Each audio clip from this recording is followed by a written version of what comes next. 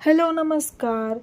तर एक काम मी वेळेवर केलं नाही त्याची मला आठवडाभर शिक्षा भेटते. काय ते मी पुढे सांगतेच. मात्र आज पाटवड्याची भाजी बनवायला घेतली आणि त्याचा छान असा मसाला प्रिपेअर करायला घेतला. अद्रक, लसूण, खोबरं आणि कांदा भाजून मिक्सरमध्ये वाटून घेतला. गरम तेलामध्ये चांगलं परतवल्यानंतर त्याच्यावर हळद, मीठ, तिखट आणि काळा मसाला टाकला. मस्त गरम गरम चपात्या बनवल्या आणि पटापट जेवण करून घेतलं.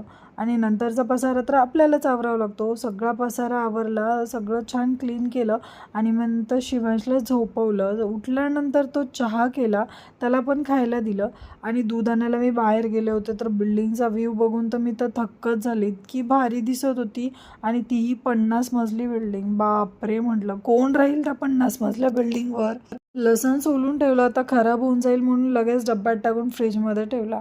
दळण आणलेलं पण जागच्या जागी ठेवून दिलं आणि मस्त सगळी कामं पटापट करून घेतली. चला भेटूया नेक्स्ट व्लॉगमध्ये. बाय.